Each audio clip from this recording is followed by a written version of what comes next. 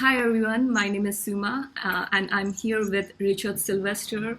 He's a writer and he holds meetings about non-duality and liberation. After 30 years of seeking for inner truth through spiritual, therapeutic, and philosophical means, Richard met Tony Parsons, and as he writes in his first book, I Hope You Die Soon, that was the end of what he thought had been his life. Today we'll be focusing on discussing his new book, Confessions of a Seeker, and later we'll also talk about his non-duality teachings. Welcome, Richard. Hello there. Hi. Richard, I wanted to talk first about your new book, Confessions of a Seeker, and if we could start by your experience with living in ashrams. I thought that was an interesting part of your book. If you could share about that experience. Oh, okay. Well, firstly, I think in a way I was quite lucky because I stayed in some ashrams. I wouldn't for quite short periods. I wouldn't say that I lived in them. The guru that I followed very passionately, but only for a very few years. He used to come over to England and hold retreats here, so we didn't have to give everything up and go and live with him in an ashram. So in a way, I was quite fortunate because I was able to go on with my, in inverted commas, ordinary life. I had a professional job. I was married at the time. I didn't have to give that all up, but I did spend a little bit of time in Siddha yoga ashrams, trying. It was rather a strange time because I'd been in a guru cult and I'd been very, very devoted to my guru. We thought that he was the avatar of the new age. That's kind of how pompous we'd become. And then there was a terrible scandal and the whole organisation fell apart. I won't say very much I won't say anything more about that now in case you want to ask me about that later. But after that, you see, I was rather desperately looking for a new guru that I could attach myself to. And I was in America near Swami Muktananda's ashram, and then about a year later in India again near his ashram. So I, as it were, dropped by and spent a few weeks with him, hoping rather desperately that I might feel the same adoration and love for him that I'd felt for this previous guru. But unfortunately, nothing very much happened. I just kind of sat there and chanted and meditated, but I didn't really feel anything. So I kind of got away with it lightly, and I never really tried to attach myself to a guru after that. But I did have some interesting experiences cleaning toilets in these in three ashrams actually, which I write about a little bit in the book. Yeah. You did bring up in your book. You did bring up a good observation about how sometimes there are projections going on, projection of perfection or love onto the spiritual teacher. Do you think that happens because maybe because right now there are not many of us who have glimpse into that state of liberation, and maybe that's why we glorify that, and there's some like godlike worshipping going on of spiritual teachers. What are your thoughts on that? Well, first I'd say that there's probably I'll say usually rather than almost usually if we go to see a spiritual teacher or a guru, and particularly if we see ourselves as sitting at their feet, then there will almost certainly be a lot of projection going on. And I mean, to sum up what that consists of, if you like, I think we could say that we reject all or many of the positive things in ourselves, and then we see them embodied in this other person, in this wonderful spiritual teacher. And of course this tends to blind us to the fact that they may very well just be they probably are an ordinary person like we are, or beyond that, they may actually be getting up to some terrible shenanigans because of the kind of power that this projection from their devotees confers upon them. So I think it's very, very common that, you know, if we're seeking, we will project onto such figures. And I think in a way it's a kind of, it's a fairly basic and fundamental psychological thing that we do. We simply see in some other person, you know, the perfection that we yearn for, and yet we somehow don't find in ourselves. And so we blind ourselves to the Guru's faults, or the Swami's faults. It equally goes for the cardinals or the bishop's faults or the abbot's faults if we happen to be, you know, more conventionally religious. Do you see that kind of going away now that with internet we can learn a lot of those things on our own, or do you think that it's not something that you can learn on your own? I think in a way the internet probably makes it worse, because there are more people on the internet that we can project our yearning and our love and our desire for projection onto. So there's probably never been a time on the planet when there've been more false gurus and spiritual teachers available to us. And I know that word false, obviously it sounds terribly condemnatory, but in a sense I would say, well, it doesn't really matter. There are people out there saying all sorts of things, and then we might give them our love and devotion, and then we might wake up and realise that we're projecting, and then take our projections back into ourselves. And that's a kind of major step on the road to psychological good health. I mean, we can't really be called, considered to be psychologically healthy as long as we're still making these massive projections onto other people. And the other thing, of course, is that as long as we are making these massive projections onto other people, we are likely to be putting ourselves into a situation of, quite some danger. And probably almost anybody watching this, I don't need to name anyone, and I'm not going to name anyone, but probably almost anybody watching this interview, if they're at all aware of what's going on the spiritual scene, will be able to name one or two or three spiritual teachers and gurus who've been in trouble or have been getting into trouble just over the last year or two with various shenanigans. I mean, often sexual shenanigans, but not always sexual shenanigans. So in a way, if we sort of project our love and yearning onto a figure like this, we're giving them our power. So it's hardly a surprise if they then turn around and abuse that power. So in a way, seeing that can be a remarkable step towards psychological strength, psychological health, and psychological integration as we begin to realise. I don't deal very much with the word truth. I think it's rather a slippery word, but I'll use it here and say that, when we start seeing the kind of projections we make for what they are, that is a huge step towards seeing, the truth that actually nobody out there knows very much more than we do. Probably nobody out there knows anything more than we do.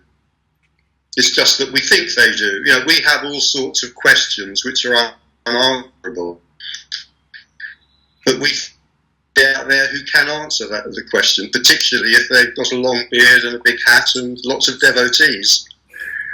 Yeah, I think that's... Sorry, go ahead. If all these, we think, well, if these 2,000 devotees think they're so wonderful, then probably they are wonderful. but what's going on is simply projection. Often, yeah. I'm hoping that with internet, hopefully things like that you can research a lot more and being more aware of it. But then I feel like it has to come from within. It's not something, because if someone has that projection, it's very hard to get them out of it. Yes, it has to come from within. And going back a few minutes, you mentioned, let's use the word awakening as a kind of shorthand. And there does seem to be evidence that there is a lot more awakening, whatever exactly that means, going on. And one of the things I would say is that an awakening can blow our projections apart very quickly. So, for example, somebody might, I don't know, work in therapy for many years and gradually dismantle their projections and slowly become psychologically healthier in that way. And yet, even a kind of almost a split second of awakening might blow most of our projections apart. Yeah, I think we could say in a way, well, that would be the way to go if only there was a way in which we could bring about that awakening. And I know many people think that there is a way, but as far as I'm concerned, if it happens, it happens, and it has nothing to do with us. But if it does happen, it's a great blessing. And part of that blessing is that we may suddenly see through not just our projections, but lots of other psychological games that we may have been playing. And once you see through, I think it takes a little bit of time for it to sink in. It can be a huge shock, and so it can certainly take a long time for it to sink in, and it can be a long time to get over the shock. Yeah. That's an important step, and another important step I felt like I learned. Important thing I learned from your book was being able to work with the shadow side, and how you have also briefly discussed the effects of suppressing the shadow side, especially among spiritual teachers. If you could elaborate more on importance of looking at the shadow side. Well, I'd say that that is the one other really important thing from a psychological point of view. So we talked about taking back our projections, and equally important, and I think these two things are more important than anything else for psychological good health, is recognizing our shadow and owning our shadow. Taking back into ourselves and taking ownership of the parts of ourselves that up to that point we haven't liked and we've rejected and we've pushed away. And I think, and again, I would say it's a shame it's out of our control, but I would say there is something about awakening that is quite likely to help with the integration of our shadow. But also, as I do go into in my new book to some extent, there is a lot of, let's call it psychotherapeutic or psychological work that we can do as well in recognizing our shadow, recognizing those aspects of ourselves that we don't like and that we reject, and then just going, hi, saying, hello to our shadow and welcome back, and yes, that is a part of me, it's okay for me to be angry or whatever it might be, it's okay for me to be envious, whatever it is, it's okay for me to own that just like everybody else on the planet, I have these kind of parts of my psyche which are often considered negative. And the danger and the thing that you go into it, umps and nuns and many other people, the danger is that when we reject our own shadow, it tends to, I'm going to use a really tough phrase here, it tends to poison our relationships with other people. It tends to poison our cells. So, for example, if I reject the part of myself that is sexual, for example, because I do go into this a little bit in the book, what we all know happens in some religious communities, for example. If I reject the part of myself that is sexual, particularly if I go down a path of, let's say, celibacy, what happens to the sexual energy which is undoubtedly still going to be there and which I reject? Well, in some cases, obviously, I'm sure this can be handled in a very healthy and non-destructive way, but it's equally clear that in many cases, the sexual energy that I'm rejecting may become twisted and may start to manifest itself in all sorts of abusive ways. And, there have been stunning, and I mean really stunning and horrific and horrible revelations about child abuse in the Catholic Church recently. That's probably hit the headlines more than any other institution, but we shouldn't fool ourselves that just because the Catholic Church has been so hideously in the headlines in this way, that this doesn't affect other communities where, I was going to say where celibacy is encouraged, but it's more than that. It's where sexuality is not fully acknowledged and is pushed into the shadow. So, if we can overcome that, a cheery thought, having mentioned some rather gruesome things. You see, I mean, in a way, although I am mentioning some rather gruesome things, I'm hoping I'm also sitting here and being tremendously optimistic as well, because what I'm suggesting is that if we can just come to terms with those two aspects of our personality or our psyche, which are intimately linked, if we can integrate our shadow and take back our projections, those two quite simple things will probably have a major effect in enabling us to live much healthier lives, both in ourselves as individuals, but also within whatever community and society we're moving in as well. Yeah, I think those were like two big take-outs for me from your book. And with shadow side, it's the most difficult ones are the ones where they seem like positive qualities to have. I think those are the difficult ones to take a look at, because we assume that that's a positive thing to have, like when you're polite all the time and suppress some of your feelings. Yes, and unfortunately, we're very easily hoodwinked by a little veneer of holiness or spirituality. But if that's on top of a shadow, well, I use a phrase in the book. It's a wonderful phrase. I wish I'd thought of it myself, but I didn't. I heard a kind of a spiritual encounter group leader use it some years ago. She called it sugar on shit.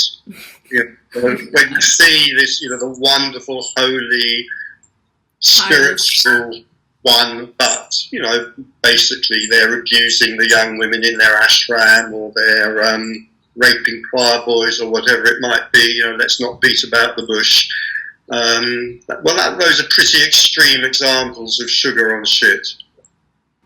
Yeah, I think these two are really important steps in seeing the truth. If I can use that word, it has been very useful for me personally. The next one I wanted to talk about is you have briefly discussed the concept of free will in your book, and it's, from what I gather, it seems like both science and philosophy are leaning towards that there is no free will. And while I was researching, I came across one insight. I would love to get your thoughts on it. That maybe we don't have a free will as an individual self, but maybe there is free will as a universal self. So what are your thoughts on that? I lost you slightly there. I couldn't hear what you said. I'm sorry. Just the last part of it. I said I lost what you were saying there a little bit, Okay. but I got it at the end, and I would say I don't. The phrase "universal free will" doesn't really mean anything to me, so I can't really comment on it. You know, I don't have a concept of a universal free will. But if there were such a thing, I don't see how it could escape from the same arguments around the personal free will. You mentioned, sort of, in a way, both science and philosophy demolish free will, particularly the new neuroscience. And I can't remember, I don't know if the camera picked it up, but I also threw in the word, and mysticism. You know, mystics have always talked as if there is no free will. Philosophically, you can dismantle free will very, very easily, and I think perhaps most devastatingly of all, and also very interestingly in the 21st century, science, neuroscience, is now establishing a scientific basis for asserting that there is no possibility of free will. I think we live in absolutely fascinating times. And I notice that, you know, to some extent, the idea that there is no free will is now getting into the kind of zeitgeist. It's now appearing, you know, in all sorts of references, you know, in articles and on the internet and so forth. It's, you know, a certain number of people are now just beginning to take this for granted. If that's the case, Richard, there are also prevalent ideas, especially in spiritual circles, about how thoughts creates things and how you can focus on some certain things and manifest them. So what does that mean? Like, if we don't have free will, those ideas about being able to create things from your thoughts? Well, there's a huge distance for a lot of people. I'm sorry, I'm getting a bit of feedback on this. I just wondering if it's coming across okay. Can you hear me okay? The sound has gone lower a little bit. Yeah. But just in like last minute or so. Okay, let's try again then. Now just remind me of the question again. I was talking about if we don't have free will, all these ideas about in spiritual circle about how thoughts create things and how you can focus on certain things and manifest them in your life. They are kind of like contradicting each other. Absolutely, without a doubt. And I think this is one of the most threatening things that a lot of people hear in this suggestion or assertion that there is no free will, because although in some ways it is becoming more popular for it to be discussed and more accepted in a way, there undoubtedly is a big resistance as well to this idea. And I think because it fairly evidently clashes with and contradicts virtually all our moral assumptions and our assumptions about the way the world works in the kind of ways that you've just suggested. So it's not just spiritual ideas that my thoughts affect my reality, although obviously in some ways they do. It's not just those, it's all ideas of conventional morality in a way go out of the window or have to be rethought, because in a way what's being asserted is, well, they're not my thoughts. So if we say, well, my thoughts, you know, affect my reality, yeah, but they're not my thoughts. You know, we have to start looking at where does thought come from? To what extent is it voluntary? To what extent is it mine? And it starts to demolish our concept of what it is. Now, if there's been an awakening, to go back to that, then our concept of what it is to be a person has probably been blown apart anyway, in which case maybe ideas about the lack of free will are not going to be so threatening. Because as far as I'm concerned, the simplest definition of or description of an awakening is it's the seeing that there is no self. You know, there is no me. So when it's seen that there is no self, it's not so threatening to recognise that there's no free will, because it's already been recognised that there is no one who could possess free will. My one question about that idea is, it kind of makes us sound like as if we are robots. We just receive thoughts and act on them, and we are not inputting anything back into the universal mind, if there is one. But it makes us look as if we are just like robots. Well, well, we have to use an analogy, and we could use that one. I don't particularly like that analogy. Somebody else who used to speak about non-duality talks about this as the divine puppet. I quite like that. You know, it's a body-mind organism. That doesn't sound very romantic, but it sounds a little better than a robot. But essentially, in a way, that is the direction we're going in. We feel that, you know, my thoughts are my own, and I am challenging that, most definitely. And I am by no means the only one who's challenging that. And it's not just mystics and people who talk about non-duality and philosophers who are challenging that. The challenge is now coming from science. And I suppose I shouldn't be advertising other speakers on here, but I will. Anybody who's interested in looking at this further and wants to hear somebody talk about this who I would say is far more eloquent than I am, could take a look at some of Sam Harris's videos, because of all the people I've come across, he is the clearest in explaining the absence of free will, or describing the absence of free will. So there you go, there's a free advertisement there for Sam Harris. So you don't think that there is any kind of realization we are contributing back to the universe? It's already realized. Yeah, I'm not sure what that would mean. I mean, I think the kind of the great insight, the one great mystical insight is, you know, I am being lived. I put it that way. I am not living my life.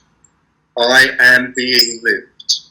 And I would keep it as simple as that. But I mean, I'm aware that, you know, if I wanted to develop that in a way which I would consider to be spiritually romantic, and I am attracted to that, I would describe myself as a spiritual romantic.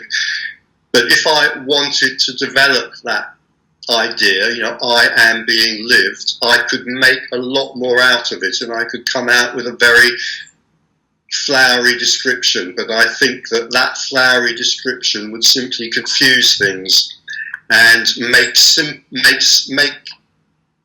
complex something which is actually very, very simple. And that's probably about as simple as anyone can make it. Is, you know, I am not living my life, you know, I am lived. One of the medieval mystics said something like, until I see that I am nothing, I cannot see that I am everything. I see I am nothing, I cannot see that I am love. And I think that's a very, very very simple, but it's very profound. And I think we can put a huge amount of effort into developing what we feel is a more kind of unconditional, universal kind of love, when really what we're doing is simply changing, maybe developing, something which is actually a very personal part of ourselves. And that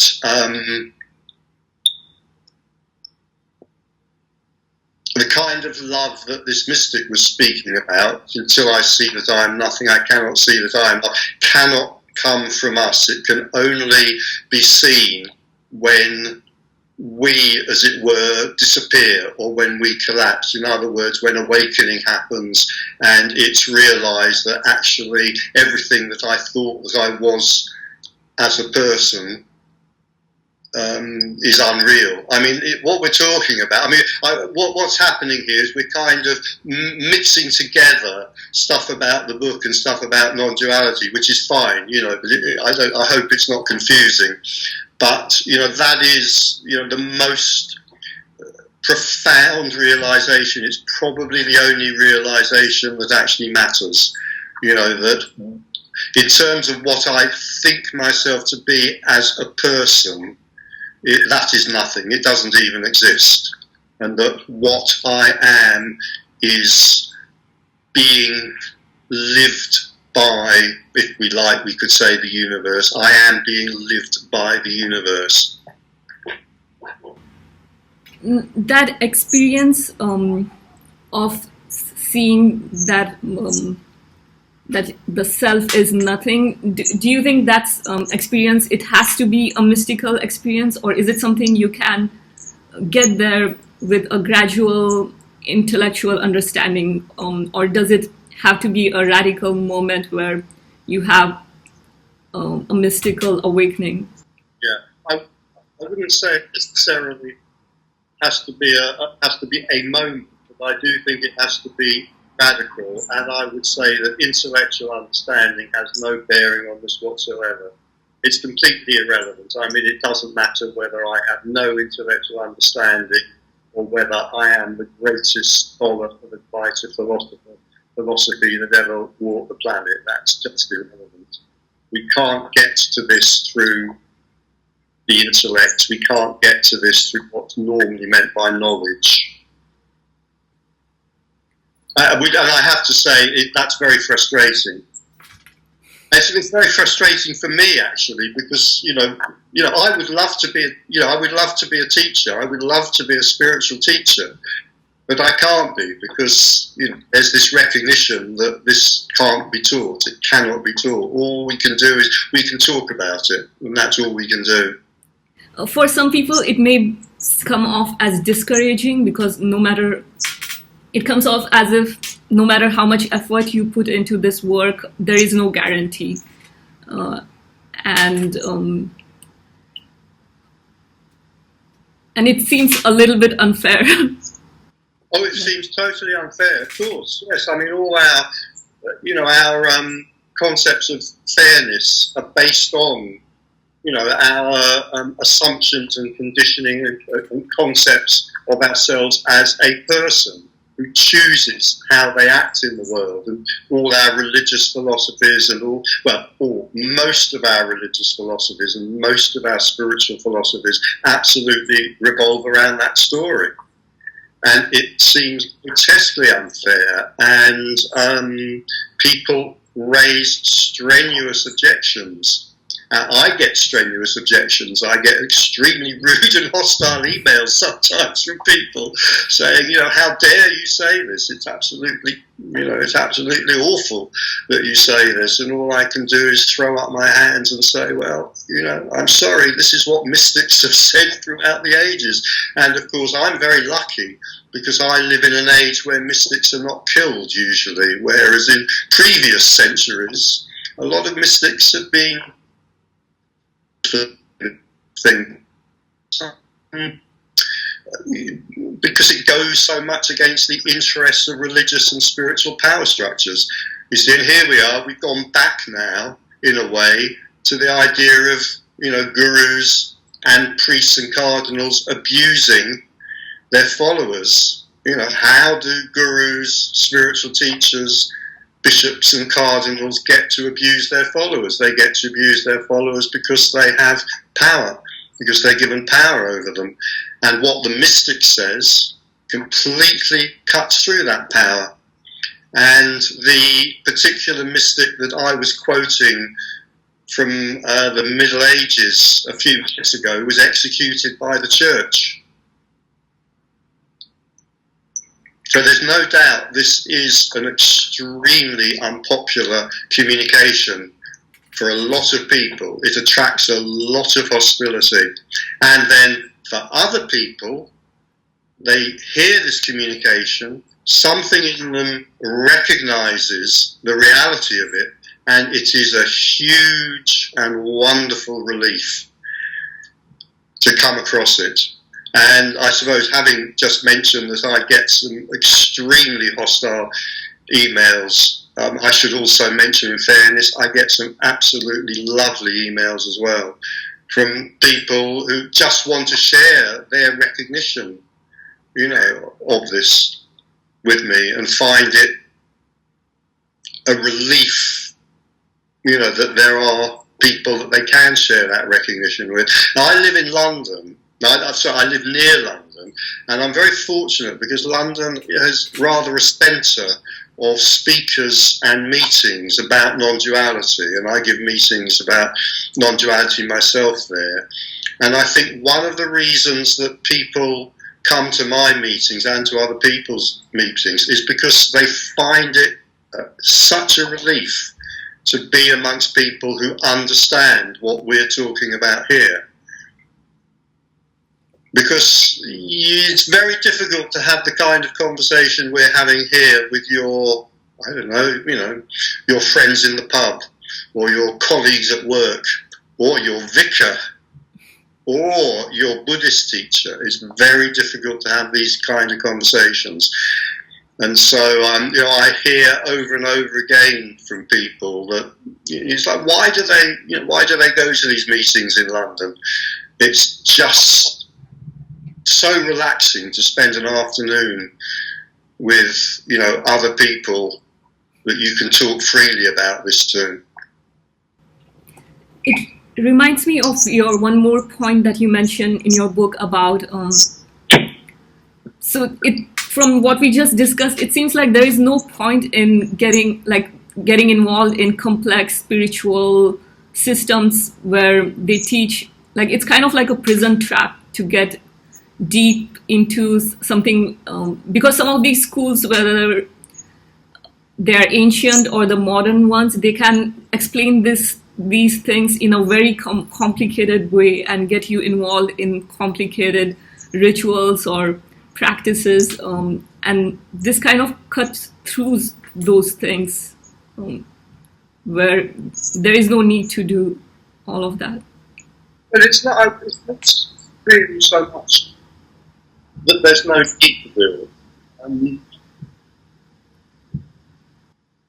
We are drawn to things, and if we're drawn to joining a very complex spiritual field, then that's probably what will happen. If there's an energy in us which draws us to spending 20 years, for example, studying diamond approach to spirituality, then that's probably what will happen. And I'm not saying that there's anything wrong with that. I mean, that's simply what happens for that particular, what should we call it, the divine puppet. I won't use your word robot. That's simply what happens for that particular divine puppet. They spend 20 years studying the Kabbalah or Kashmiri shape, whatever it might be. So it's not that there's anything, wrong with that. I mean, there's nothing here in me that's offering advice about anything. I'm not advising people that they should avoid that, but I am, on the other hand, kind of pointing something out as a description that, in a way, these very, very like I said, I do spiritual schools become so complicated, and we could say, well, there are certain practical reasons for that. We want to keep the students for as long as possible. If we teach something very simple, the student might learn it in 1 month and leave. But if it's the Kabbalah school or something like that, maybe they'll stay for 20 years. So, yes, I am pointing out in a way that they can be like prisons. And that is quite a harsh metaphor. But on the other hand, I'm not saying there's anything wrong with that either. If that's what we're drawn to, then maybe that's what we'll do. Well, fine, there's nothing wrong with that. If it hadn't been that, perhaps we'd have spent 20 years following our local football team. And that's fine too. And I suppose in a way what I'm saying is, if we study the Kabbalah for 20 years, there may be awakening. And if we follow our football team for 20 years, there may be awakening.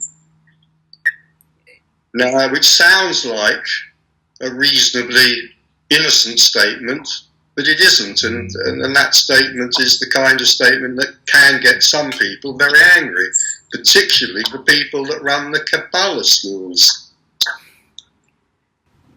So if that is your truest, authentic expression, you may go and do that. If it's arising for you, that could be...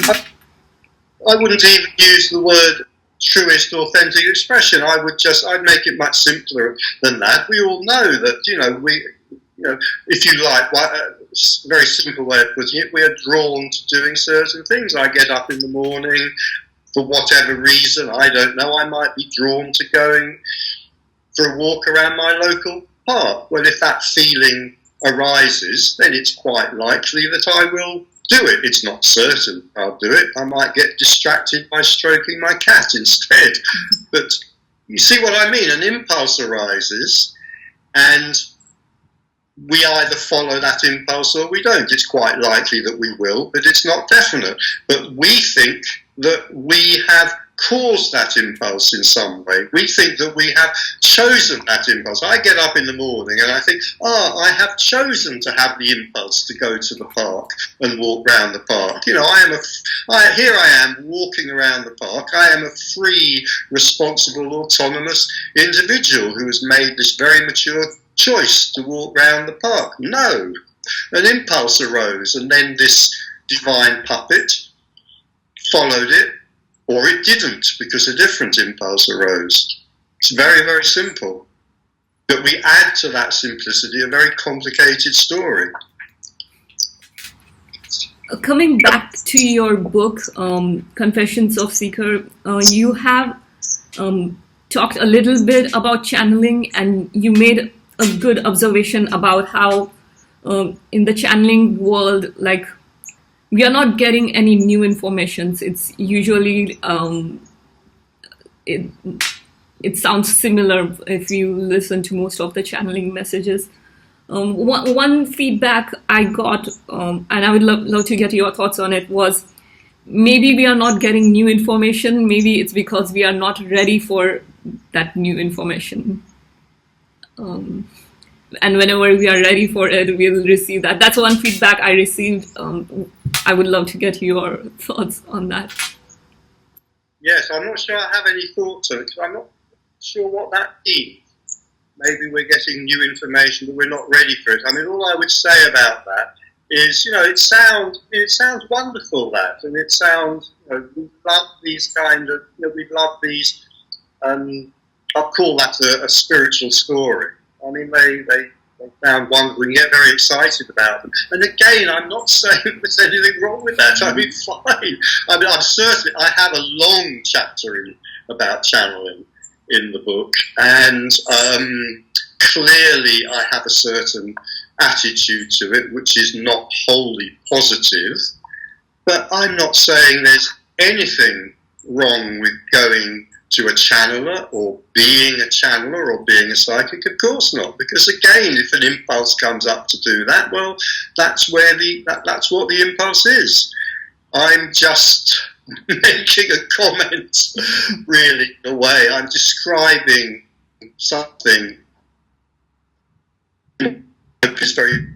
I mean, in a way. I mean, if somebody, I'm not really trying to do anything with this book. But if somebody said, well, if you were trying to do something with this book, what is it at its simplest? The word that comes to me is demystify. I think if anything, what I like about the book myself is that it is demystifying. It takes a lot of things which I think are essentially actually quite simple, but which have been mystified hugely, turned, very simple things that have turned into hugely complex things for a variety of reasons. And, if I was trying to do anything with this book other than just have fun writing it, I do, there's something about my character, I don't know what it is, I do quite delight in demystifying things, in taking something that looks incredibly complicated and saying, oh look, it's really very, very simple. And I mean, the obvious metaphor for this is the Emperor's New Clothes. The story of the Emperor's New Clothes, that we think there is something very fancy, very special going on, and we think the teacher, the guru, the spiritual master, whatever, is very fancy and very spiritual. And then the little boy comes along and says, oh, look, he's wearing no clothes. Mm-hmm. And that's demystifying. That's demystifying the teacher, the guru, the spiritual story. But in general, what do you think about channeling and psychic abilities? Is it you're skeptical about them, or do you think they work sometimes and maybe not most of the time? Or I'm extremely skeptical.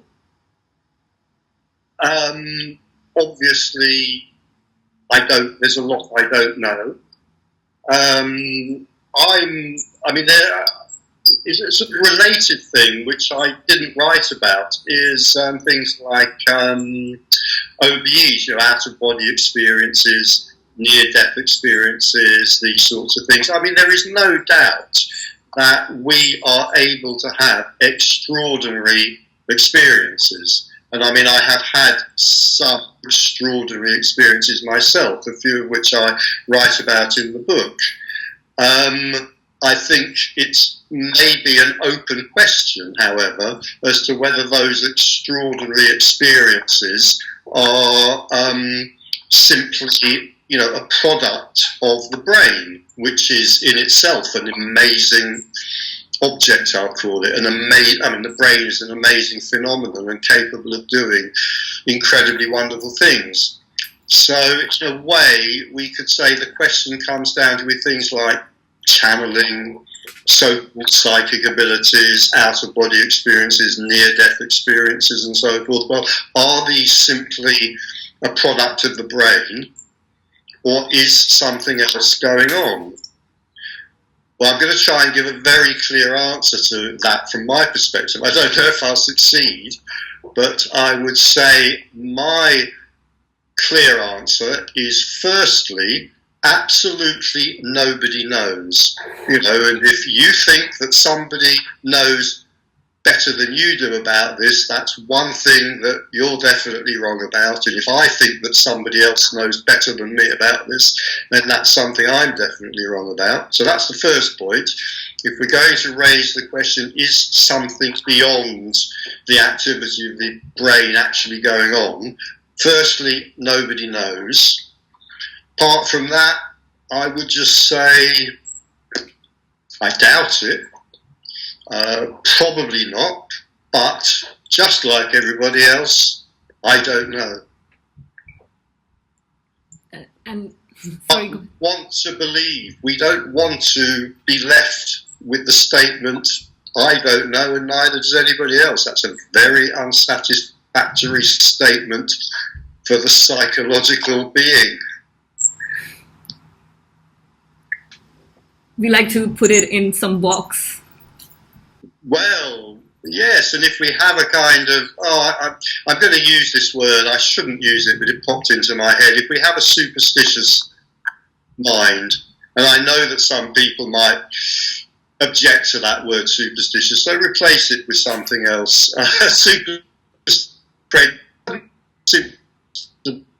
Have a that wants to believe, as obviously, clearly, many of us do, then we will look. Yeah, let me put it this way: it's a bit less unkind. It's a bit kinder. If we have a mind that wants to believe, we will look for evidence to support our beliefs.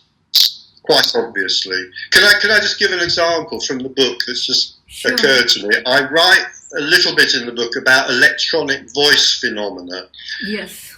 Voice phenomena are they? They are said to be messages from the dead, which are picked up on recording devices. I'll keep it really simple like that. Now, if we want to believe in such messages, we will probably hear them. If we are a skeptic like me, I am definitely a skeptic. If we are a skeptic like me, it is much less likely that we will hear them. Psychological experiments can be done to show that we are very suggestible. So we can be played random noise and we will just hear it as random noise.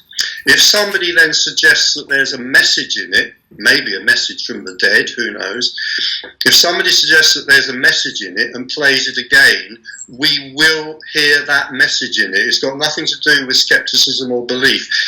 We cannot help hearing the message that's been suggested to us. But if we're skeptical, we will recognize probably that this is simply a psychological trait, a trick of the brain, if you like. If we are not skeptical, we will probably say, aha, this is evidence that the dead can speak to us. Very, very few of us, in fact, I would say, none of us really, very few of us or none of us really have much idea of, how incredibly clever the brain is at generating, again, I'm going to use the phrase that's come to me, it's not quite right, but I can't think of another one, at generating false data about the world. I mean, the brain's a marvellous instrument. It can do wonderful things. One of the things it can do wonderfully is generate false data about the world. Now, some of us, and again, this is probably to do with the structure of our brains and how they work, some of us are much better at detecting the false data about the world from the reliable data about the world. And some of us are very bad at detecting the false data. So I'm going to make a statement here, and then I am going to qualify it. So those of us who feel that we see ghosts are probably less able to detect false data about the world. Right? Now, before I get incredibly angry emails about that, and I may do anyway, I want to add, and it's an open question. I don't know. Nobody knows. So I'm not sitting here asserting that a variety of psychic phenomena like those do not exist. But I am sitting here asserting that it's quite unlikely that they exist, and that the brain is very, very good at fooling itself.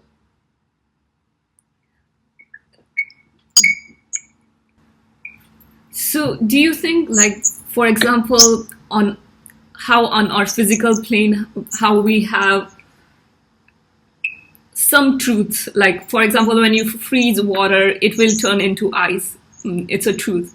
So are there things like that on the non-physical plane, where things that we don't see, but they may have their own truths in a way? For example, when people talk about different chakras, we don't get to visibly see them, but do truths like that exist? Well, I tend to avoid the word truth as much as possible, because I think it's a bit tricky. going back to your example of water freezes at a certain temperature, rather than saying that's a truth, I would say that's a fact. Okay, so then if we take that and we apply that to your question, it way, is it a fact that, I can't remember the example you gave, is it a fact that... about chakras, let's say... are chakras factual? I don't know. That's the honest answer to that. I don't know. They may be. I think it was quite interesting. It's quite interesting information if they are.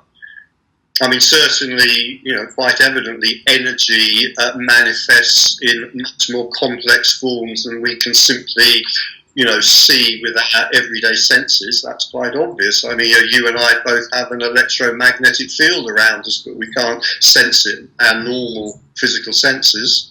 So I don't know. It's a kind of interesting question up to a point. But in a way, using the word fact rather than truth, I hope it sort of defuses it of the kind of passion that these sorts of questions can generate, perhaps unnecessarily, a bit like religious contentions can generate, you see.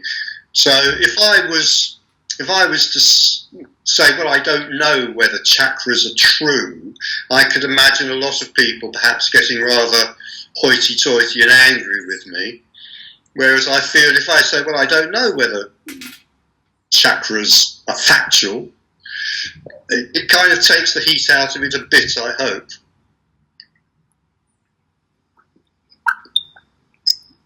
And I feel, in a way, to be honest, I feel the word truth is a very dodgy word. It's a very tricky word. I think it is used illegitimately a lot of the time. It is used abusively. It is used by those who seek power over us. I think, and again, I write about this in my book, I think the phrase the higher truth, or for the higher truth, is one of the most dangerous phrases ever invented.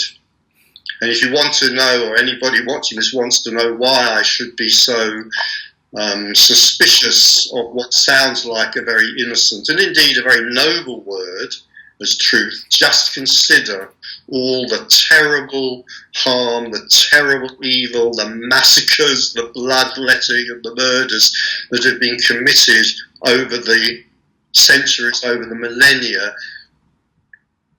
in support of the higher truth. As soon as somebody says they have a higher truth, I would get out of the room as fast as you possibly can, because the person who feels they have a higher truth is the person who will kill you,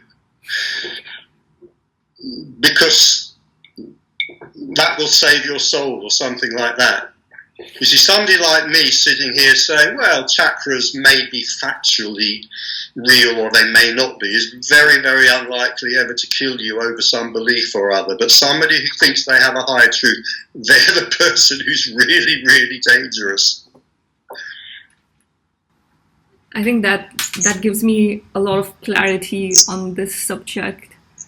Who do you think is getting closer to understand these concepts of non-duality? Is it the mystics, philosophers, or scientists? Well, it's a very precise question that you asked. You asked the question, who's getting closer to understanding it? Yes. Okay, and the thing is, I would say that understanding is irrelevant.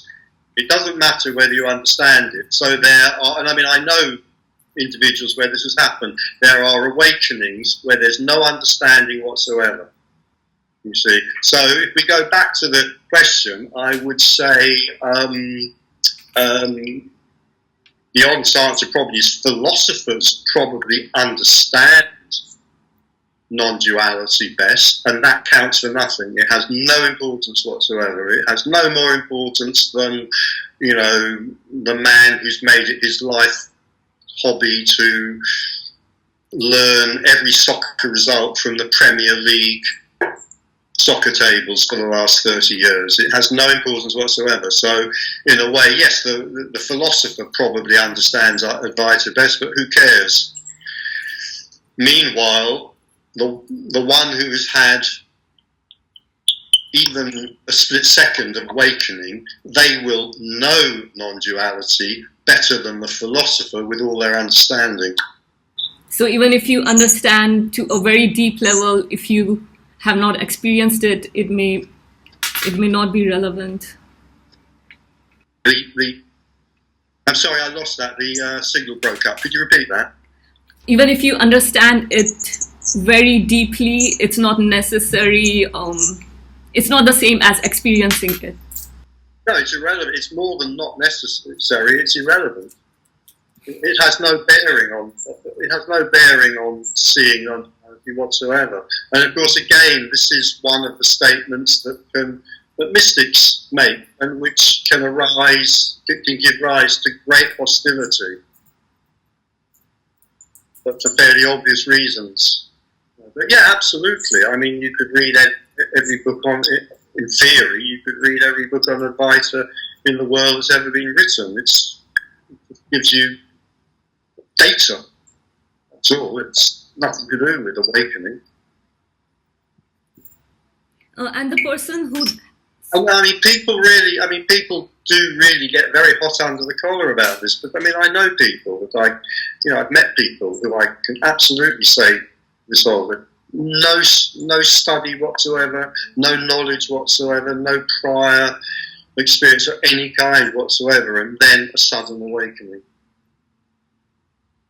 Now, we can build a story around that as well. We can turn that into a story that the mind likes and understands about, probably involving karma and rebirth and stuff like that. But I just suggest we don't have to do that. You know, let's have a cup of tea instead of doing that.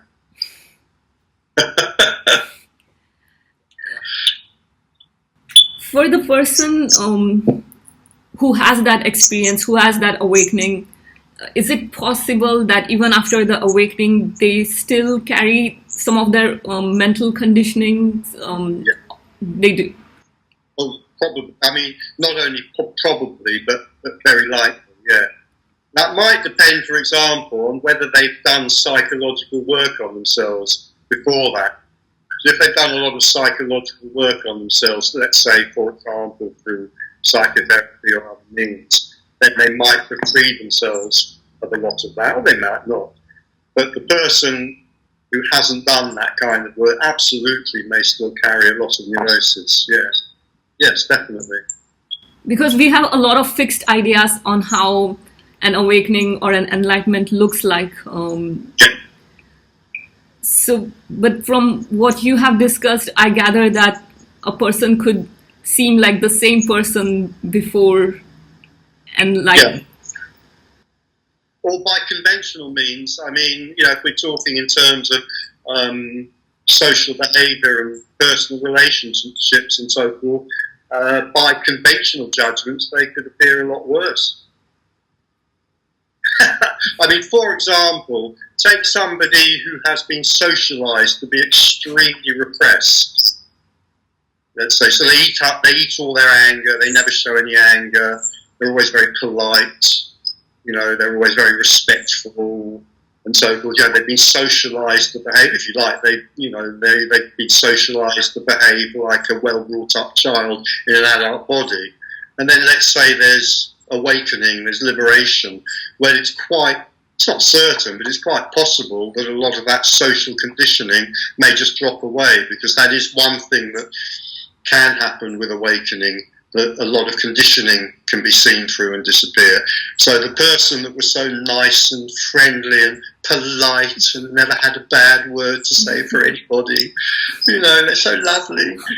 Well, actually, they're so repressed. It's possible that that person might then start being much less amenable. You know, they might start showing their anger and telling people what they really think of them instead of being polite.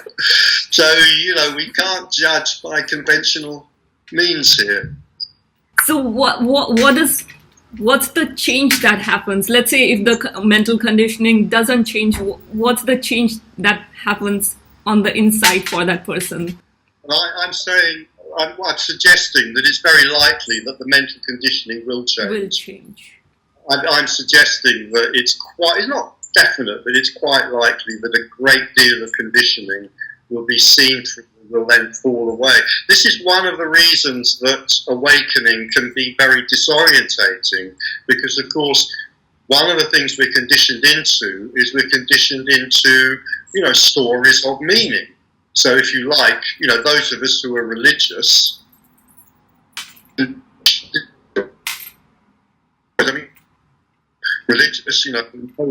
1 year old, no 1 day old baby is a Roman Catholic baby, or no 1 day old baby has a, passionate belief in Tibetan Buddhism. So the religious stories, are ones that we're conditioned into. So that's, again, something which may disappear, may collapse on awakening. And the experience of having no self, is that something you are experiencing all the time, or is it just a glimpse? Or it's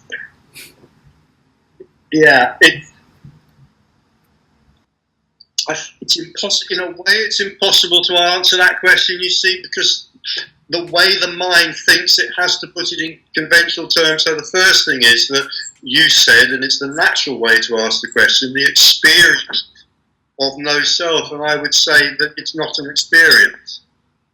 For me, an experience is something that a person has, like the experience of drinking tea.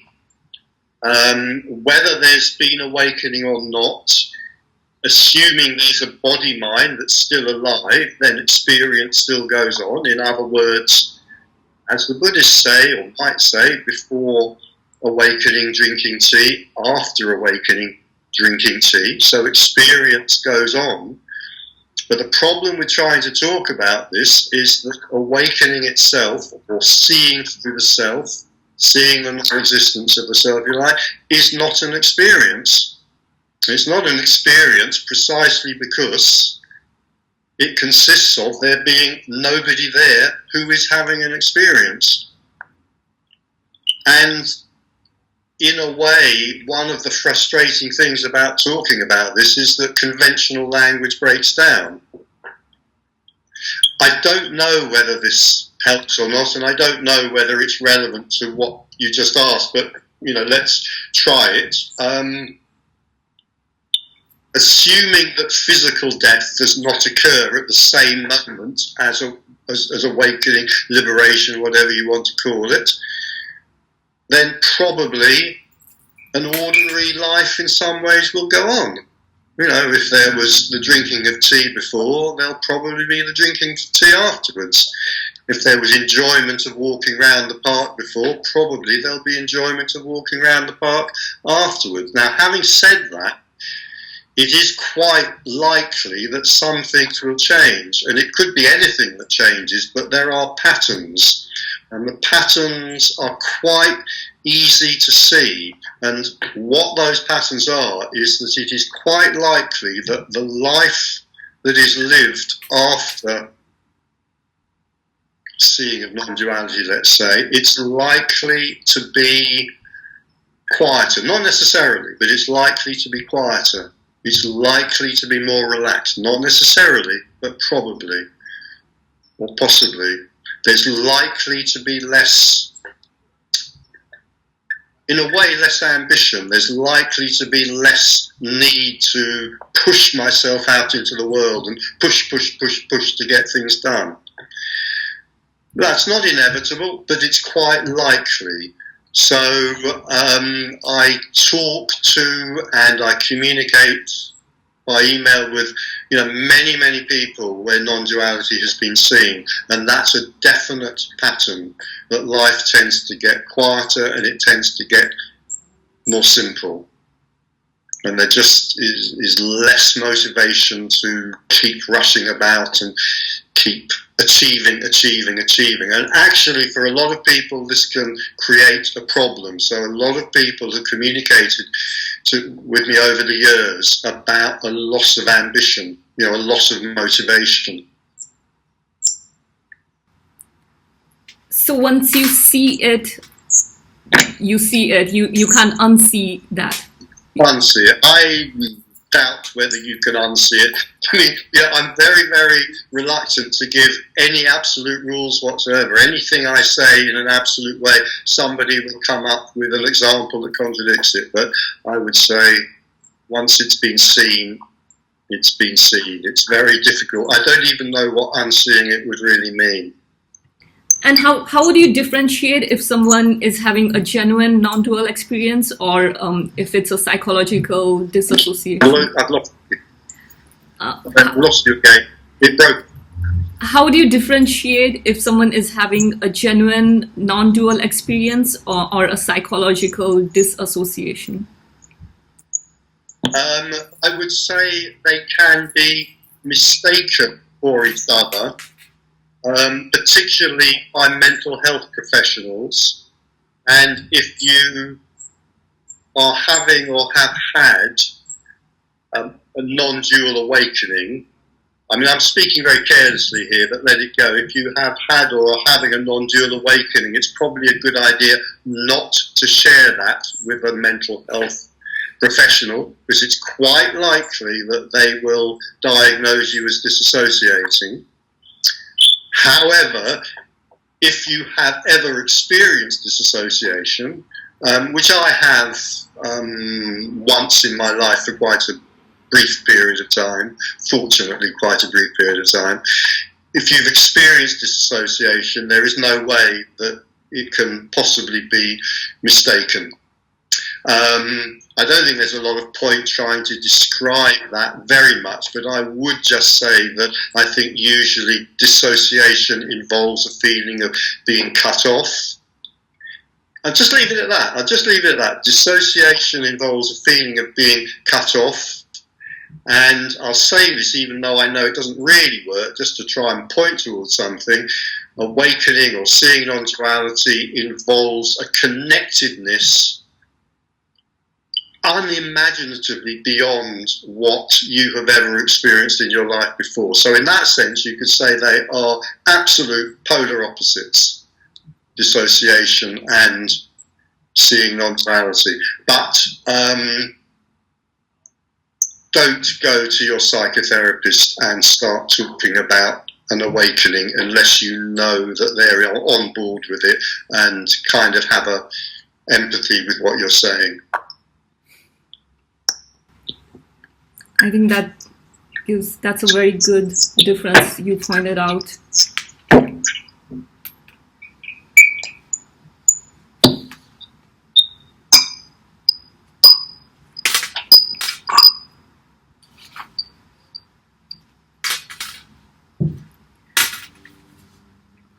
What's the difference between all these and maybe the difference is in community, but difference among teachings of non-duality, Advaita, Kashmir Shaivism versus neo-advaita. These four seem to be talking about non-duality. I would love to get your insight on what's the difference between them. Yeah.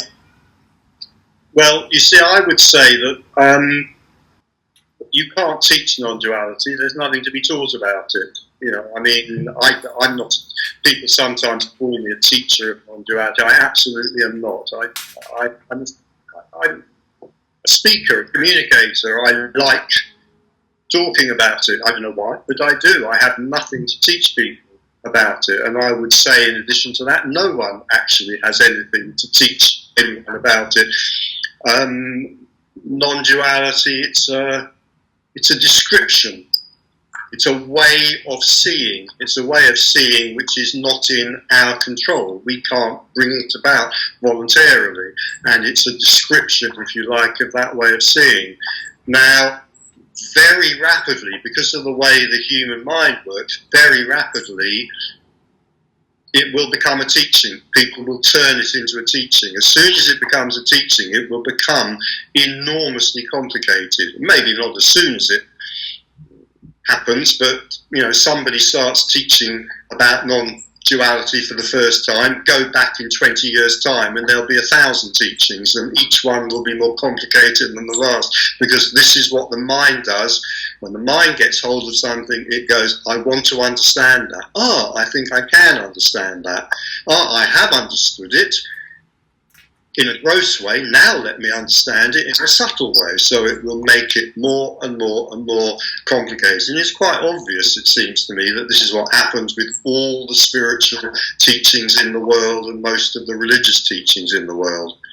So I don't really know what the Buddha taught. I'm not a student of Buddhism.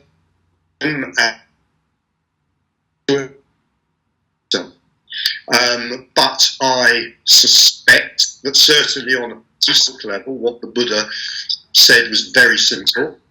And then on top of that, there's a teaching which is rather more complicated. But then the Buddha died. And then 200, 300, 400, 500 years later, you have immensely complicated Buddhist teachings. You have immensely complex and numerous Buddhist schools. Another 1,000, 1,300 years or so, and Buddhism goes to Tibet, and it takes another huge leap into complexity. So Tibetan Buddhism starts emerging, and it becomes infinitely more complex. And then you have schools emerging within that. So now, 2,500 years later, we have vast numbers of Buddhist schools, most of which don't agree with any other school, or some of which don't agree with any other schools about quite fundamental things, and each of which asserts that, you know, they have the truth and start warring with each other in the same way Protestants and Catholics have warred with each other for the last many centuries. So teachers teach because they want to teach, students study because they want to study, and non-duality, like many other topics, can philosophically be a fascinating topic, but it has nothing to do with the seeing of it, nothing at all. Again, this can be very frustrating for the person who perhaps has spent 20 years studying Advaita philosophy, and then they meet someone who's never even heard of Advaita philosophy, and yet there's been an awakening there. It can be very, very frustrating.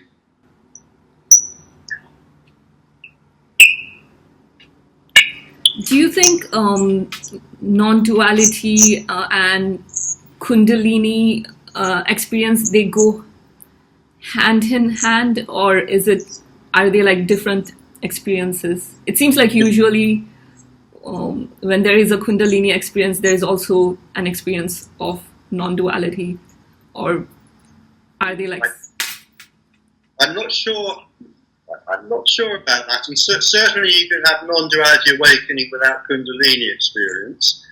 I'm not so sure the other way around. I'm not an expert. I'm now going to absolutely prove that I'm not a spiritual teacher by saying the unforgivable thing, which is I don't know. It's quite an interesting question. I am quite interested in it myself. My feeling is that they don't necessarily have anything to do with each other. I mean, I know very well that there can be non-dual awakening with no Kundalini experience.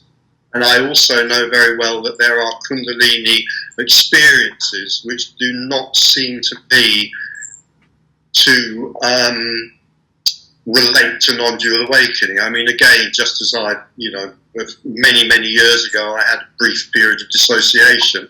I mean, I've had Kundalini experiences. So,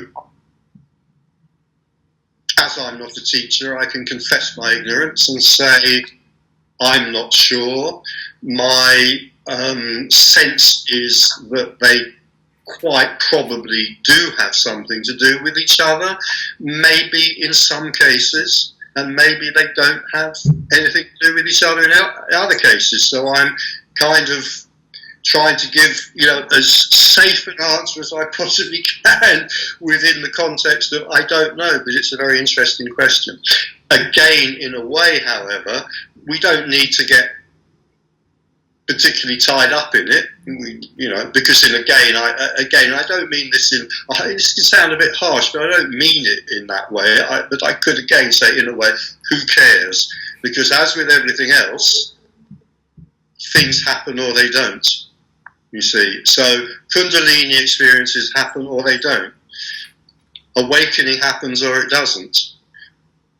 Awakening and Kundalini experiences both happen, or neither of them happen, and none of that has anything to do with who I think I am or what I think I am doing. So, in a way, we could relax about it. It's just reminding me of the one thing that I am asserting. I am not a teacher, but if I was a teacher, there would be only one. Offer it in my talks now and again, or maybe quite often, which I would say, I don't have any advice, but if I did have advice, it would be to relax, to recognise that these things don't actually matter, and to relax. And whenever I say that, I remember that I read a wonderful line in the introduction to a book about, it was in the introduction to a book about Buddhism. And it's a quote from an English Buddhist who happened to write the introduction to this book, and he said, the key, relaxation is the key to Buddhahood right now. And I love that. I absolutely love it.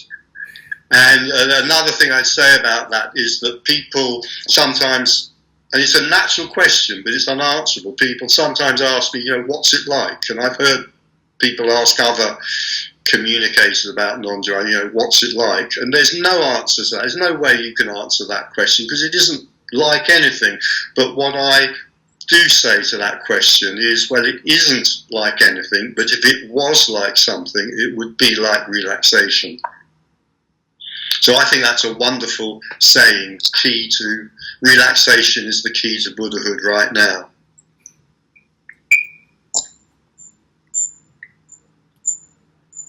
The problem with that, of course, is there is no one who can bring about relaxation. But nevertheless, relaxation can happen.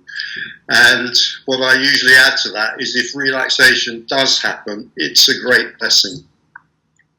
I mean, you mentioned Kundalini. I'm well aware that Kundalini experiences can be extremely exciting, but so can driving a fast car or going on a Ferris wheel as a fun fair can be very exciting. But relaxation is a great. It's not very exciting. In fact, relaxation is the opposite of exciting, but it can be a great blessing.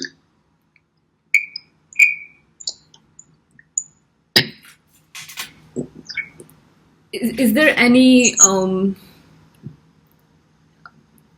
and if someone wants, I guess, like, I can't ask this question anymore, because if someone wants to pursue this, what is your suggestion? If people want to pursue non-duality, yeah. Well, if you think there's a you there, and you think that you're in control of anything, and you think that there is something you can do, then do whatever you like. Pursue it. Go and read some books. Go and go to some meetings and listen to some people speak. You can go and listen to 10 people speak. You might find that there are one or two that you like, in which case go back to them. Hang out with other people who are interested in non-duality, because that way you won't be made to feel mad. If you start, I also have some advice about what not to do, which is, don't start talking about this to your friends and family. Or co-workers, not unless you know that they're on board, not unless you know that they're kind of empathic with it, Yeah. But in terms of, will that be helpful? Are we talking about things to do that will be helpful in the seeking non-duality? I say, well, have a cup of tea, eat a biscuit, go for a walk, do anything that's relaxing. That won't help either, but it's pleasant to do.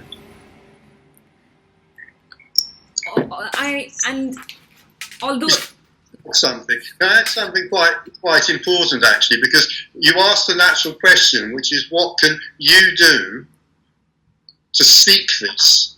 Actually, what happened, this isn't true either. This is just a bit of a story, but nevertheless, it would be more accurate to say, you don't do anything to seek this.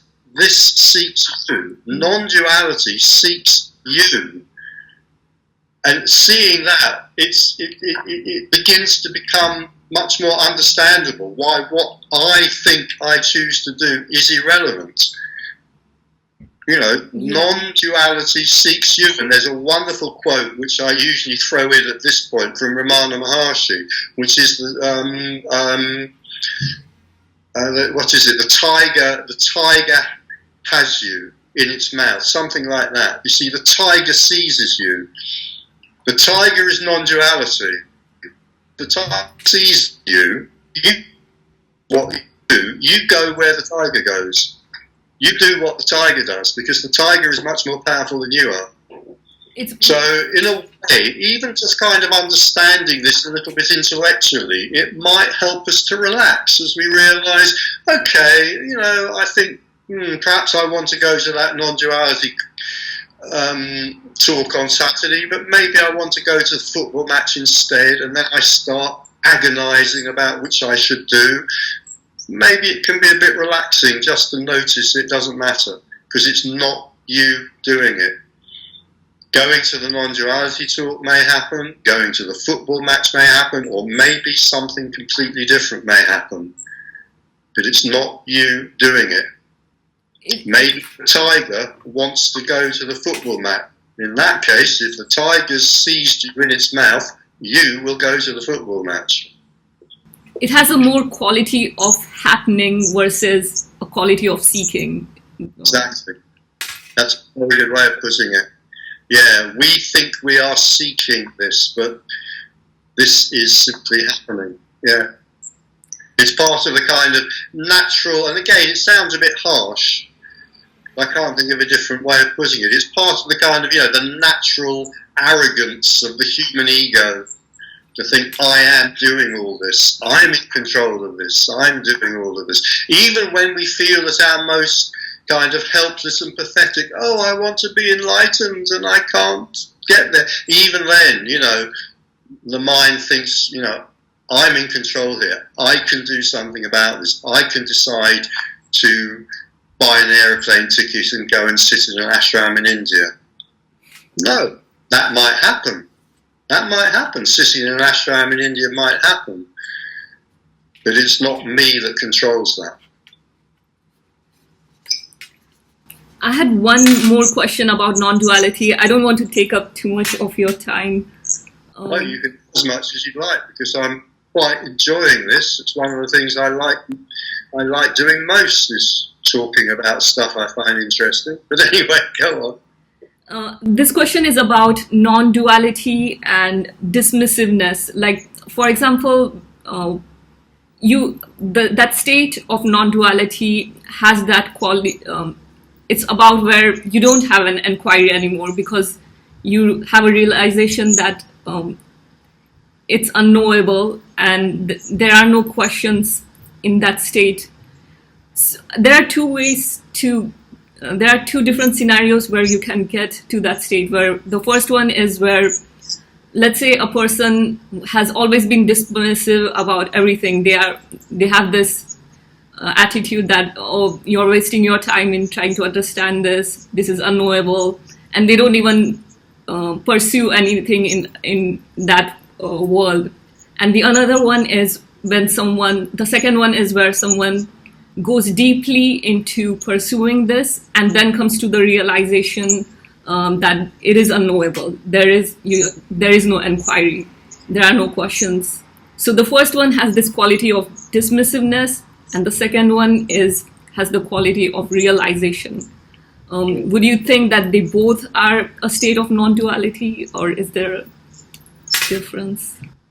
I'm not sure I understood that, but I'm going to have a go at it and we'll see. I would say, from your description, the first one, the way you described it, the dismissiveness, is definitely a misapprehension. It's definitely a misunderstanding, because the scenario that you're describing is, the person believing that they are doing what they're doing, or in this case, the person is choosing what they're not going to do. Oh, I'm going to be dismissive of spiritual seeking, so I am not going to seek, I am not going to read, I'm not going to meditate. That's a total misunderstanding, because seeking simply happens, not seeking simply happens, meditation happens, or meditation doesn't happen. It's not me that decides not to do that. So the first scenario there, I think, yeah, there's definitely a huge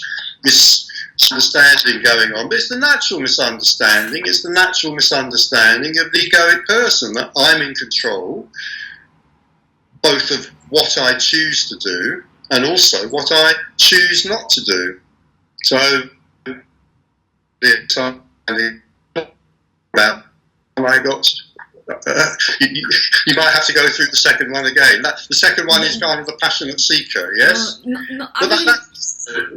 But that's also, if I think I'm doing that, it's a mistake. There's nothing wrong with it. I'm not saying there's anything wrong with either of those two approaches, let's say. Each of them is going to happen or not. So the second one, where I'm a passionate seeker and I read books and so forth, again, it's not me doing that. That's something, that's life happening. That's life doing me, if you like. That's life doing Richard reading Advaita philosophy, or that's life doing Richard meditating. I mean, I meditated for many years, for example. It's simply a kind of natural understanding, it's simply a kind of natural misunderstanding of the one who feels separate, that they feel that they are doing it. They feel they're making these choices. Actually, we could say that life is simply unfolding. And in a way, both those scenarios are irrelevant when the seeing happens. Yes. Yes, when the seeing happens, it's realised that nothing I thought that I was doing could have been relevant. That's part of the shock. I mean, seeing is involved often a mighty shock, and that's part of the shock. That's a good part of the shock. That realisation that who I thought I was, choosing to do all of this stuff through my 30, 40, 50 years of lifetime, never actually existed. Yeah. Have you met a lot of, in your 30 years of seeking experiences, did you get to meet a lot of enlightened people? Or is it a lot rarer than we think? It's a very difficult question for me to answer, because I can't, I'm being a bit picky, I know, but I can't go with the phrase enlightened person. I would say there is no such thing as an enlightened person. I mean, I think enlightenment is a very difficult and a very slippery word anyway, but if we are going to use it, I usually prefer not to, but if we are going to use it, I would say that enlightenment consists in the realization that there is no person. So there can't be an enlightened person. Having said that, you're talking about my 30 years of spiritual seeking, so that's when I was kind of following gurus, teachers. I did a lot of kind of spiritually orientated psychotherapeutic group work, lots of really heavy encounter work, very challenging work on that kind of personal level, and so forth. It's a difficult question. I think the simple answer to it is I don't know, but probably not. But I do think, I think that you kind of added this on as a supplementary to your question. It does seem that what we are talking about, whatever we want to call it, let's call it, I don't know, realisation, seeing duality, keep it as low-key as possible. I think it does seem like there is a lot more. There are a lot more individuals seeing this now. I might think perhaps that's just because of the internet, we're communicating more. Maybe there were always more people who saw this, individuals who saw this, but they didn't talk about it. They had no one to communicate it with. I mean, after all, if you go back a few hundred years, you'd have been killed if you said this in the, by the church. And there are plenty of countries today where if you talk like we're talking, you would be killed. And I'm no doubt about it. Theocratic countries which are still under the absolute dictatorship of a priesthood, you would be killed for saying this sort of thing. So maybe in the past there were lots of individuals where this was seen and they never talked about it. We can't know. But my feeling is probably there is much more seeing us now, and maybe that is something to do with the increased communication because of the internet. I don't know. There are lots of people out there who will build a great story about that, and obviously the story will be about the kind of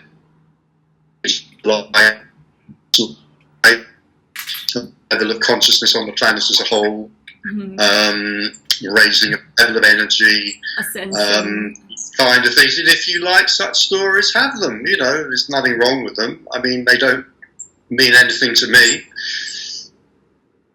I'd rather have a cup of tea than get involved in such stories. But if you like them, have them. But yeah, there may be something about the huge increase in communication that's going on. I mean, look at what's happening here with you and me. Where are you? Los Angeles? Yeah. You in LA? Yeah. What? LA. You're in LA. I'm 30, 40 miles from London, and we're having a in real time conversation. I mean, it's incredible. Think about it. It's just unbelievable. So who knows? But I only find it mildly interesting because the people who find this sort of thing interesting will be the ones who still love or are addicted to the stories in the head.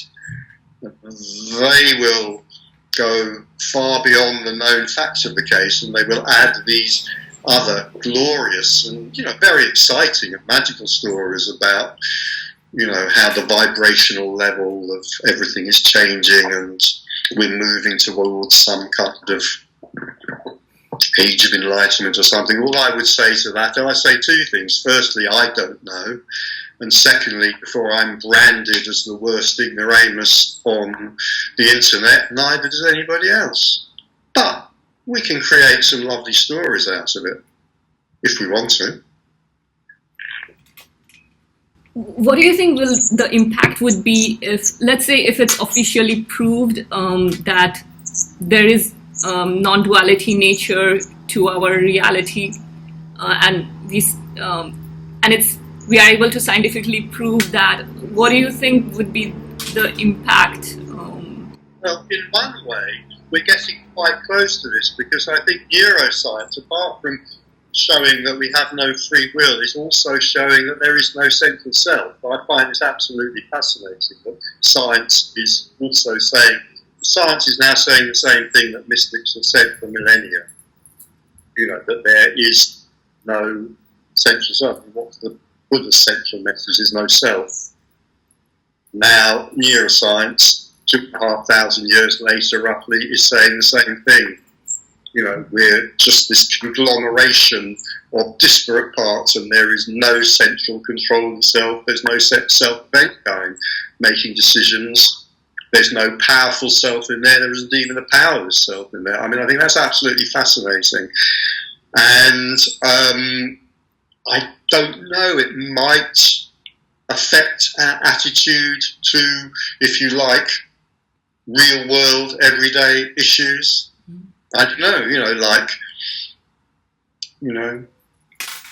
accountability, conditioning, justice, law, punishment, these sorts of things. These are obvious kind of things. In terms of, more directly, if what you mean by what you said, more directly about non-duality, actually seeing there's no self rather than understanding from a scientific perspective that there is no self, actually seeing it, I don't know. I don't think information or knowledge is very important, you see. The seeing of it is staggering beyond belief and revolutionary to what I thought I was up to that point. But information about it or knowledge about it is merely interesting. So on that level, probably won't make much difference. I mean, we like spiritual and religious philosophies. I mean, for centuries we argued and killed each other over the doctrine of the transubstantiation of the wine and the bread into the body and blood of Christ. I mean, we killed each other very happily over the argument about whether this was a metaphor or whether it was a description of a real event. So I'm sure we can go on out arguing very happily for a long time about different interpretations of non-duality. That's just the nature of the mind. But it's kind of irrelevant. And again, personally, I'd rather go and have a cup of tea, walk around combine them both as a cafe in the park, go and have a cup of tea in the cafe in the park. That's the real banana.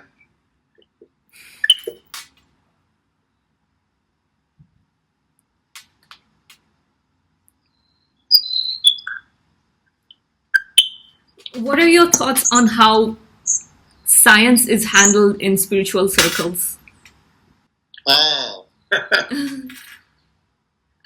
Your book talks about it just a little bit. It's very humorous. I'm going to say two completely different aspects of that, and I'll try and keep it quiet. The aspect I go into in my book, I mean, I love science. I think it's absolutely wonderful. So there is it's like there are two completely opposing tendencies, and you go on the internet and you'll meet them both. One will be stronger than the other. The first one's stronger than the other, and I think that's unfortunate. The first tendency, which I write about in the book, in a chapter called Men Who Hate Science, is for science to be derided, scorned and ignored by people who, to my mind, have immensely superstitious brains and aren't capable of thinking very clearly. And I mean, it's obvious from the chapter in the book and what I just said there. I could get a little bit angry about this kind of approach to science. That science. I mean, I talk in the book about someone who regards scientists as terribly arrogant, but doesn't regard religious leaders as arrogant. And to me, that's just absolutely absurd. I mean, to me, there is no one in the world can be more arrogant than somebody who thinks they know what God wants you to do, not just what they themselves want to do, but also what you should be doing, and they're probably going to be capable of killing you if you don't do it. I mean, that is arrogance beyond belief to me, whereas it seems to me scientists may individually and personally be arrogant. Of course, that is possible, but science as a whole seems to me the most humble of all human endeavours, because science is the one human endeavour that virtually always acknowledges that it's wrong when it's wrong. I mean, the Catholic Church has a completely bizarre and totally erroneous view of the world, and it becomes clear that they're wrong. In other words, it becomes clear that the sun does not revolve around the earth revolves around the sun, and it takes the church over 300 years to admit that it made a mistake when it threatened to torture Galileo because he knew that and the church didn't. I mean, that to me is supreme arrogance. But new scientific theory is put forward, other scientists examine it, and within a very short time, if it doesn't work, it's acknowledged that it doesn't work and it's thrown out. I mean, that to me is humility. So you have this quite strong tendency, and I find it lamentable. I mean, I find it absolutely deplorable, that science is derided and mocked and seen as worthless by quite a large number of what I would call the spiritual fraternity. I mean, I just think that's ludicrous. And then on the other hand, within the spiritual community, you also have an immense respect for science. And you have these wonderful conferences like the Science and Non-Duality Conference in America and the Science and Non-Duality Conference in Italy. I spoke at the Italian one a couple of years ago, and it was a wonderful event to be at. So that's completely the opposite impulse. It's the impulse to look at science and admire it for what it can do and what it is, and for the fact that it is. It's the only real route to knowledge about the physical world. I'm being very careful what I say here. I didn't say it's the only route to knowledge, but it's the only route to knowledge about the physical world. And for people who are very spiritually inclined to acknowledge that and to celebrate it, I think that's absolutely wonderful. However, there is a but coming here.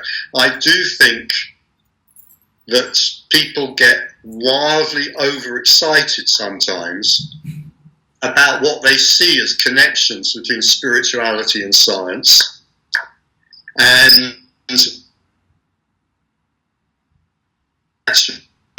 lectures about how quantum physics proves this about spirituality, or quantum gravity proves that about spirituality, or how this aspect of higher mathematics proves that we live in a multiverse or something like that, or whatever. And at that point I do rather lose interest, because I think, no, that's spurious, that doesn't work. And the other thing that I noticed, obviously I understand virtually nothing about quantum physics. I'm not being humble here. I can say it because almost nobody understands anything about quantum physics, but I notice that people who understand as little about quantum physics as me, and who don't understand a single mathematics formula, as I don't understand any mathematical formulas from quantum physics either, how could I? But I notice that people who are kind of having almost total ignorance of quantum physics will nevertheless happily say that quantum physics proves that there are 25 spiritual dimensions or something like that. And so at that point I kind of lose both interest and sympathy. It's like there are two extremes. There are people over here saying, science is terrible and it's missing everything important, and there are people over here saying that science is proving that, science is proving that that there is life after death, or there are 15 different dimensions or something. In the middle, there's a very large group who I think acknowledge, the wonderful nature of science, and the kind of interested in how it genuinely might integrate with what we might call a spiritual view of the world. And I think that's wonderful, and I love talking to those people. And sometimes within science, there can be a religious way of thinking within science community. I don't think everyone is like that, but there could be small groups of people where they have fixed ideas about what science should be. Yeah, absolutely. I've said that science itself, it seems to me science itself is not that. Yeah. It's the most humble human endeavour there is. But of course within science there are individuals and groups of people who are hugely arrogant, who can be, so arrogant that they could maybe even compete with the arrogance of the average cardinal, maybe. Yeah, of course that's so. Yeah. I learned a lot from your book. I feel like it's personally one of my favorite books. Right. The main thing I learned was it's okay to admit that I don't know, instead of filling those gaps with different stories. Just to leave things at that I don't know, and maybe it's not knowable, and to be comfortable with that. Yeah, I think you just put it in a nutshell right again. There is that thing I don't know. On top of that, and nobody else knows. and then on top of that, it's unknowable. The recognition that what my mind may have been wrestling with, possibly in agony, possibly for many, many years, the recognition, whatever it was I was wrestling with, for example, is there life after death, for example, that's quite a big one. The recognition that it's simply unknowable can be a huge and profound relief. You see, and then we're back to relaxation again, the recognition that these questions are unknowable and we can let them go, then might produce some more relief, some more relaxation. Yeah. Right. Yeah. Yeah. And thank you for presenting that in such a humorous way. I enjoyed reading the book. It's rare to find something which is where you learn something, but not just learn something, but also which is something fun. It's a very humorous book, so thank you for that. Good. Is there anything you would like to share with the audience? I'll tell you what, can I show the book to the camera? Sure. If possible? Go for it. It exists. So if anybody's interested in it, it is out there. That's the best I can do. Anyway, it's called Confessions of a Seeker. What you said about, and I'm glad you said that, I mean, enjoying it for the same reason. I think I think it's, for me, a very serious bit, but it's written in a very, I hope, very humorous and light way.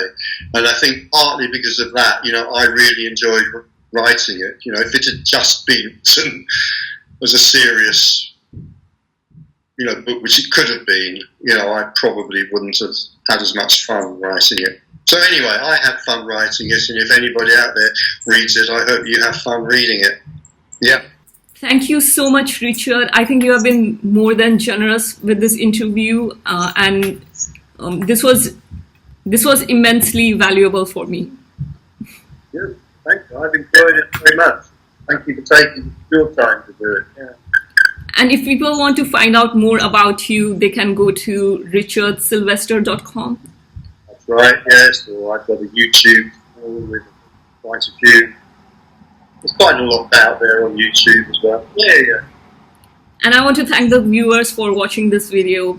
If you find this valuable, please remember to subscribe. Thank you.